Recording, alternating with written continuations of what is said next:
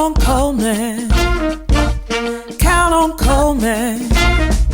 If your world is looking strange, you can count on Coleman for change.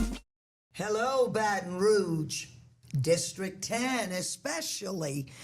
We are here. First, I want to welcome you to the Coleman's podcast, where we do our level best to educate people. And speaking of education, if you want to educate, where's the best place to start? With educators. And you know, I often think about educators. Educators make the rest of whatever else that's out there. Your doctors, your lawyers, your everybody. Educators are the key. And so, ladies and gentlemen, and children too, I have the privilege, and I consider it a privilege today, to bring to you Dr. Lucretia Terrance, who's the founder and director of Innovation Academy, and she also has a best kept secret. Now, if you all look real close, I really don't even have to call this lady's name, but out of the respect, because of all that she's done and all that she's doing and all that she's going to do, we have with us today Dr. Lisa Delpit. Yeah, I know you knew her, Dr. Lisa Delpit. And know that Dr. Lisa Delpit, wears plenty of hats. She is a recipient of the MacArthur Genius Fellowship. Yeah, she's a genius. She's a genius. You want to know how to be a genius? Ask a genius. She's also an author of approximately 6 books, and she is a retired Southern University professor. Should I say more? So, ladies and gentlemen, you can go and get your coffee or your tea or your water and just get ready this time to listen to some ladies that's bringing some goodness to you. Dr. Delpit. Yes, ma'am. Yes, indeed. So we're so happy to have you here with us, and you as well, Dr. Terrance. So we have a double hitter today, you all. And so, Dr. Delpit, talk to the audience and tell them who you are and, about this little District 10, where you're from and where you are. Talk to the audience here. Well, everywhere else, I am Dr. Lisa Delpit. In Baton Rouge, I am, are you kin to the chicken people? Yes, yes, that's Chicken Shack, y'all. Yes, indeed. And I am honored to be a part of both of those, to be Dr. Delpit and to be part of the Chicken Shack tradition, because my dad started it. And I think before I was born, 1935, I believe. And he's on the wall here at the Leo S. Butler Center, too. Better believe it. All right. Well, I have to find it. I need to go look again. And I have lived in South Baton Rouge all the time that I've lived in Baton Rouge. I've been away a lot. I've been taught in universities in Baltimore and Alaska. I did research in Papua New Guinea. My biggest issue is how we can educate those children who have been marginalized, who by the school systems that have not necessarily done what they need. And many times that's our Black and brown children. It's certainly poor children. Yes. And there are people who have been extremely successful with this. And if we just want to say that it's impossible because of their family, because of their neighborhood, because of any of those things, we know that that's not the case. If that were the case, nobody could have been successful. Not even you. Not even me. There you go. There you go. And you there are have been many, many people who have been successful. So, but, you know, you don't hear about them. You hear about how terrible the children are and how terrible the children are doing. And one of my heroes and mentors, Dr. Asa Hilliard, said, I have never met any child of any race, background that wasn't a genius. Every black child is a genius. Wow. And we just need to remember that. And to make them feel that and know that what they need is down on the inside of them, and just actualize that thing. Right.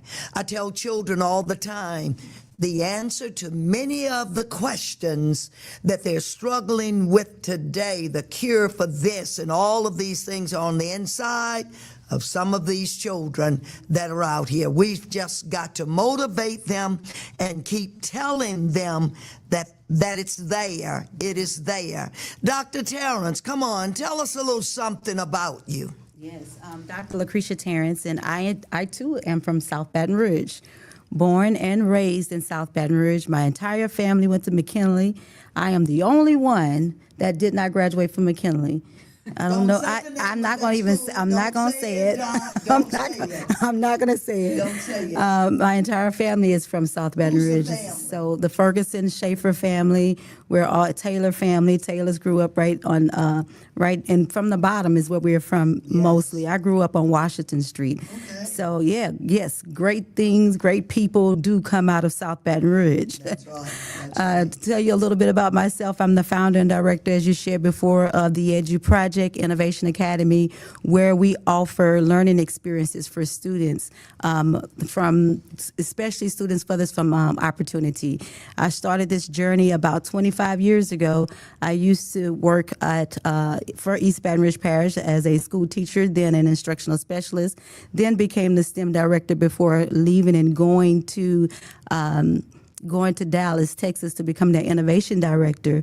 But all of the things that I've learned after leaving Dallas, I became a national consultant where I went around and turned around districts and states. I worked in the state of Kentucky and turned their entire state around in academics, and I began to experience things in New York. And then I realized, wait, what about the students that are at home? What about our children that do not have the experiences and opportunities? So I came home, and it was right in the middle of the pandemic, and even then I tried to find an answer, and I opened up Home Ed Connect, which connected families and the schools together so that we can walk students through, so there will be no gaps with the students that we worked with. We did town halls, sped town halls, anything that we could do to carry on the education and the academics for students during the pandemic. And then coming out of the pandemic, we opened up the Innovation Academy because parents were like, where are you going? We are not leaving you. Yes. So that was the answer for our group of students that we had at the time. And so we've been really doing some really great work in personalized learning. You were talking about students having the answers and asking the right questions. We are a project-based learning school, so our students learn through experience. They learn through research. They learn by putting their hands in. We call it the John Dewey effect, where they learn by doing. So if we're learning about vegetations, or we're learning about fruit, or anything that we're sustainability, our students actually experience that through a project. And then we teach them the foundations that they need. But they ask us the questions. They come and ask us all the questions. They teach the classes, and they become inspired. We have a time of day where we have what is called a no instruction zone. Students come to us and tell us what they need to learn in order to elevate their next part of learning. So this Edu Project, the Edu Project is what you just described. And so, wow. Tell us your grades that you serve. We serve grades K through 12. K through 12. So once you get them, you don't turn them loose. We do not. Take them all the way. And then later on, you're going to talk about that other arm of your school. So, Dr. Delpit, Yes, ma'am. talk to us today. Talk to us about really what you see and what you do and this thing about education. Because, I am of the opinion that many people jump on this bandwagon of wanting to be educators and wearing that title, but you must know what you're doing. When you're talking about being an educator, you must know that entire child, that entire how you educate and what you do and how you do and what you look for and when you know that you've succeeded and all of that good stuff. And truly, you've done that, Doc. I remember when many would call you back and do the professional development with many teachers here in EBR. And by the way, I'm so grateful that both of you ladies came back home. Yeah. Yes. So tell us all about what your philosophy and what you just do your thing. Okay. Well, let me first say that Lucretia, Dr. Terrance's school is right on Government Street, and in the old school for the deaf location. So people who are interested definitely contact her.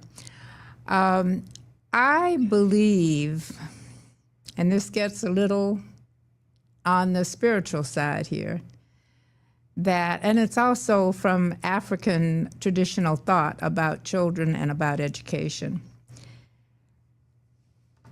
African people believe the philosophy is that we are all spirits here on earth whose role is to become as close to the divine as we can, to learn to perfect who we are. And I believe the role of teachers is to do that, to help our children learn to become the best of who they were meant to be. I believe that each person has come here, has been brought to this earth with a gift that only they have. And their gift, Saban Fusome, who's an African philosopher, says that each of us in our gift is really our medicine. We bring medicine for the world. Wow. We bring medicine for our community.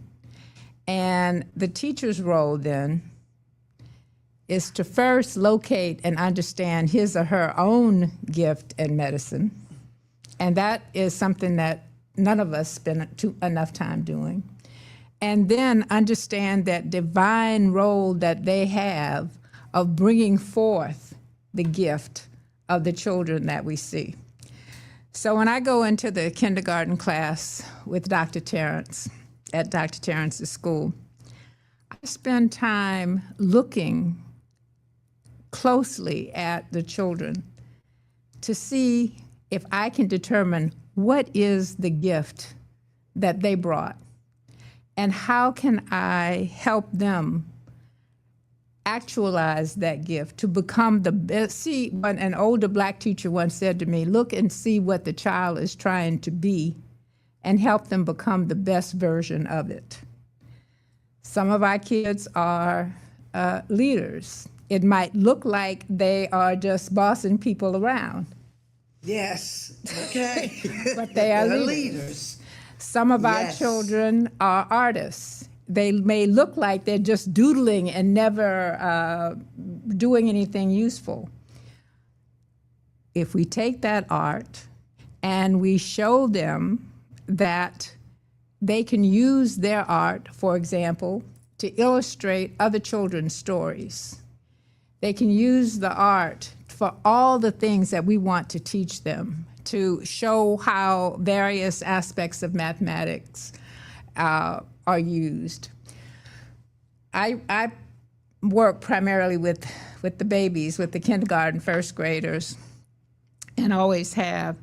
And they're the ones who are so close to where they came from, where their spirits came from, that if you look at them really carefully, you can see the spirit before it has gotten distorted by people telling them they can't.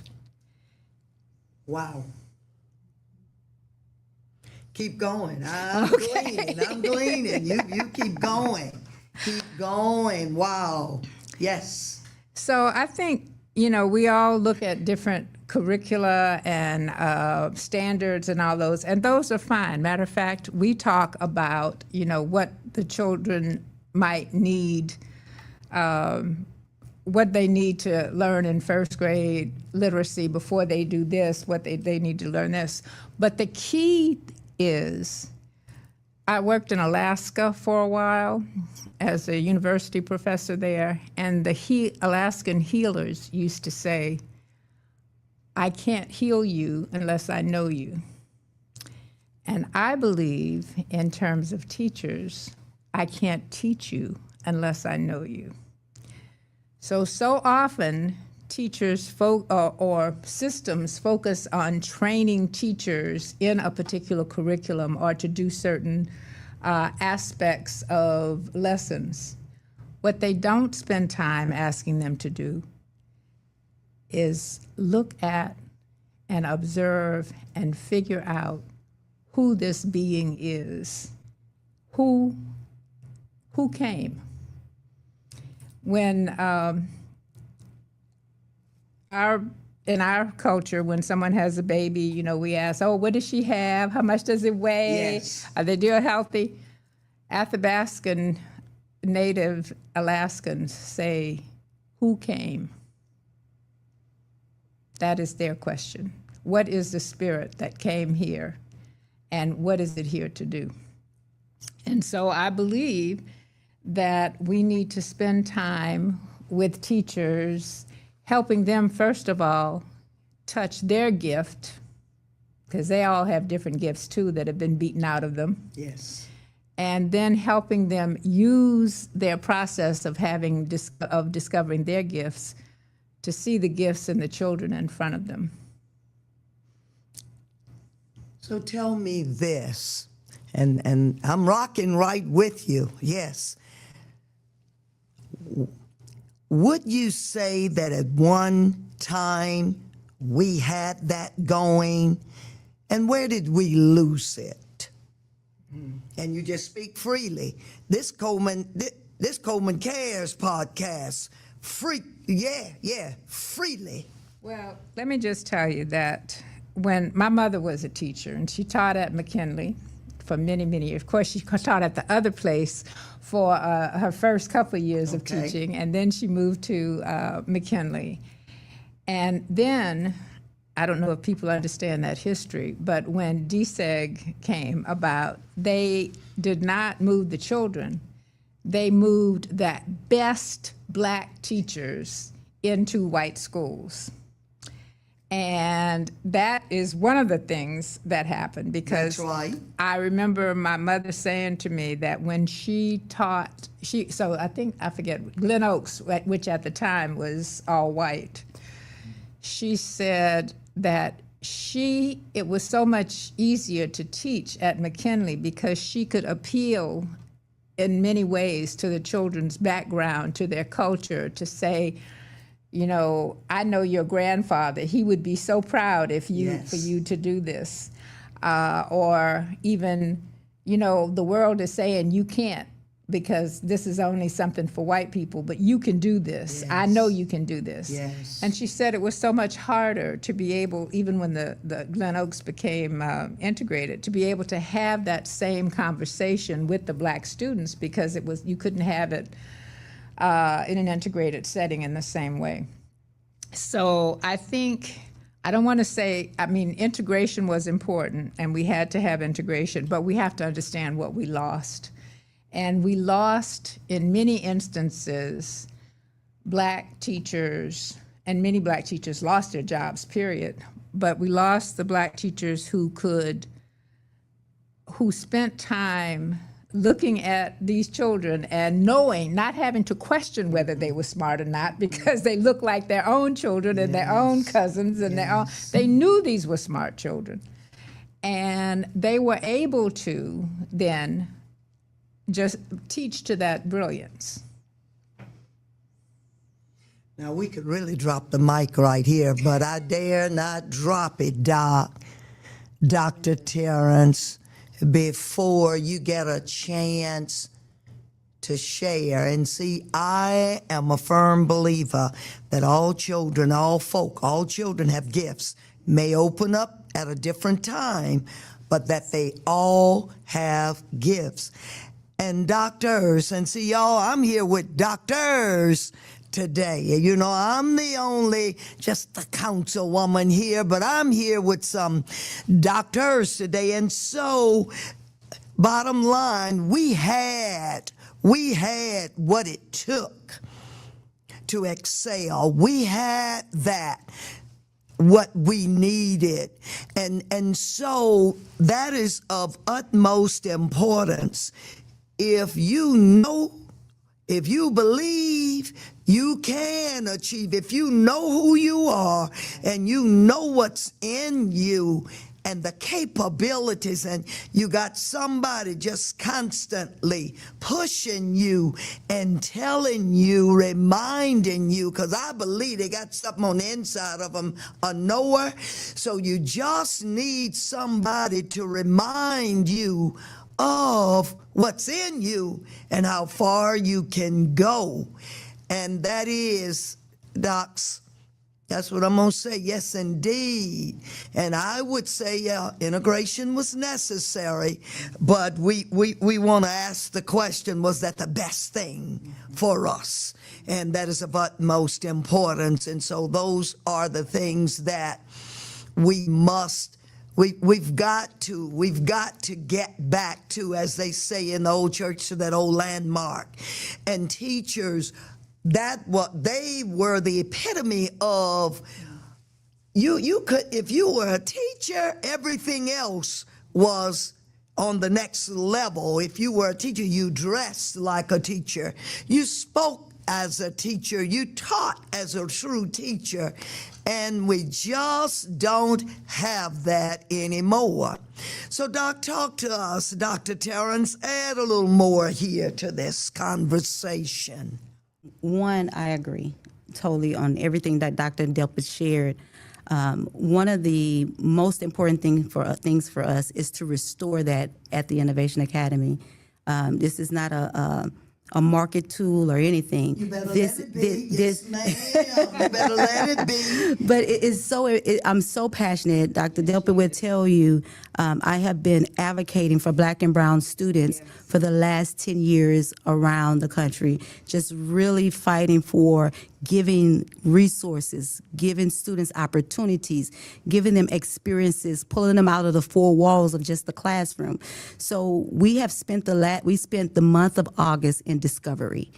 We work with students on learning, what are your interests? What do you love to learn about? What really piques your interest when it comes to education? We have conversations with our high schools. Tell us how you feel when you walk into a school.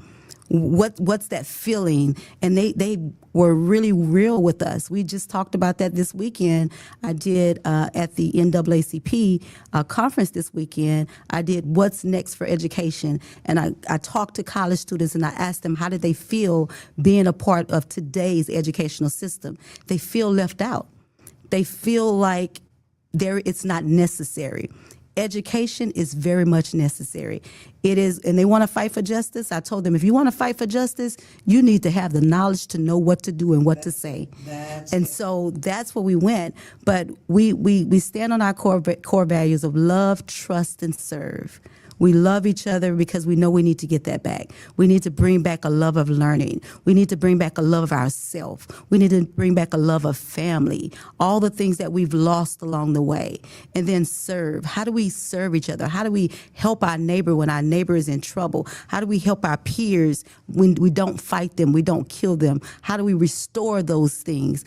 And then how do we serve our community? Trust our community. Trust the people that are in our community and rebuild that. So in that month of discovery, After they look at what are my interests, we talk about what are your strengths. They actually learn whether they're strong, what are their strengths, and what are their weaknesses. They take those weaknesses, and those are the things that we're going to build upon to make you greater. When they walk in the building, we're taking all those things. When they walk in the building, on the ground, they see I am smart, I am great. The things that they need to be reminded of that they said they weren't when they first met us. So we have those things on the floor. We talked about what are problems and solutions. What are problems with you? What's happening with you when it comes to how you learn, what you learn. We talked about problems that are going on in our communities, like right here in South Baton Rouge. We went on a learning walk. We walked around some of the streets around government and literally taking these kids on the street. But they got to see how folks are living. They came back and they came out with solutions. I thought they was going to come back with all the problems, but they were talking about the solutions. I saw abandoned houses, but this is what we can do. I saw homeless people, but I know homelessness is tied to mental, stability. So we need to do something about talking about mental stability. So they came back with solutions of things that they can do. And instead of us saying, okay, go back to the book, we said, okay, let's create curriculum around it. So we started creating our own projects, things that we can do to give back to our own community. And so we want to restore those things. We want to bring back the love of education, but we don't not just stop there. We want to impact our community in such a way there is a turnaround, there is a change, and we let students know it's going to start with you because you are the now generation and the next generation. So those are some of the things that we're doing to restore what I feel, what Dr. Delpit is saying that we've lost, within our classrooms. And our students are eating it up. They're having so much fun learning. We have... They don't want to go home. Yeah. They do not want to... This is true. They're talking about, when we're going to have a lock-in? Not this month.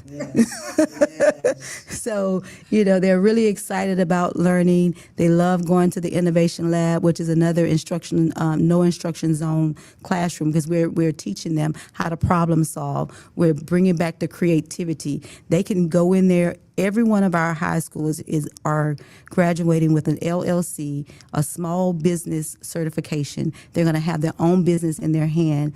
They can walk in our innovation lab and create whatever the product is and literally create it right there and walk out with it an hour later. So we have Cricuts, we have banner makers, we have poster makers, we have sewing machines, we have, I don't know, it's a plethora of things in there. All types of things. And we're getting ready to start a podcast. We would love to have you there. Our podcast. We're doing vegetation outside where we have our own garden. We're doing a flower garden. So all of the things the kids would need. Go ahead. LSU Ag and Southern Ag are helping with the creation of the garden. So just opportunities. Grow their own food and then and cook it and sell it. and sell it. And the way the prices are in the store, many folk gonna be looking for such thing as that growing. So you're just a step ahead of what you're doing there. And you said something that the young people feel as if they are not a part of. They are feeling left out. And, I always say a lot of times they know the answers, but because folk don't believe in them and know that they know the answers, know what they do? Lean back. Lean back. You all don't think I know? I'm just going to lean back and you all just go on and rock and roll. And, I've had a group of young people just last week, and what they were talking about, and these were college students. So we've got to cut this thing off someplace who feels as if they don't belong in this political arena here, and that's why they don't see the value of registering to vote and voting.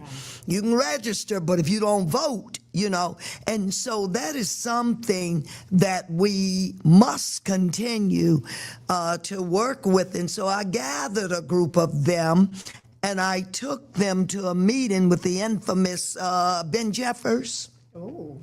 And so he was truly impressed. And let me tell you what one of them had done before we even gotten there.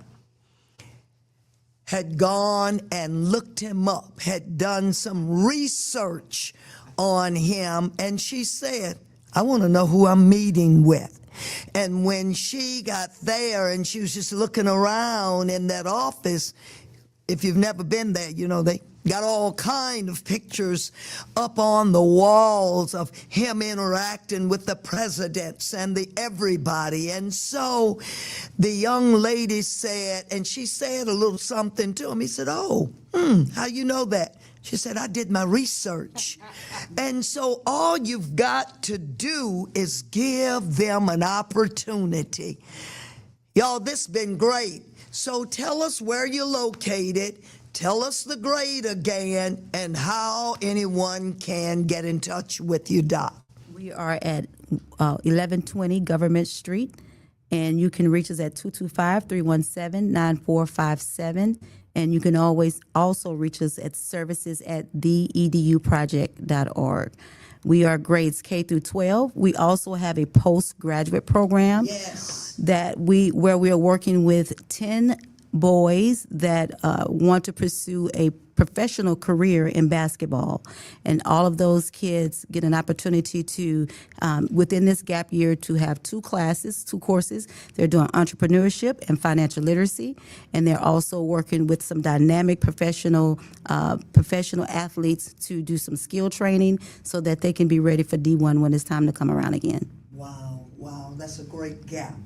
A great gap that you are feeling, and you're to be commended for your, I'm going to say hard work, because I know it is. I know you wake up during the night with paper and pencil writing down what it is that you're going to do the next day. Dr. Delpit, tell them about, I know you said 6 books that you've already authored, and so name those right quickly for us there. Oh, yeah, that's the name of them right there. What's the latest one?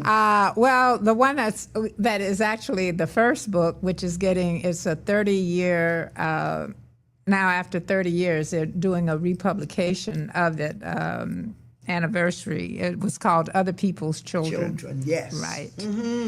And another one is Multiplication is for White People, in quotes, and that came from a child whose tutor was working with her and teaching her multiplication. And the child said, I don't know why you trying to teach me this, Miss L. Black people don't multiply. Black people just add and subtract. White people multiply. And that book is this notion, although nobody ever told that child that, this society has taught that child that, and we need to figure out how to deal with that, and how to break that kind of belief. And the most recent one will be out in May of 2026, and it's called The Sacred Art of Teaching. And it is about there's a young scholar who started hip-hop pedagogy, actually. He's at Columbia, Chris Emden.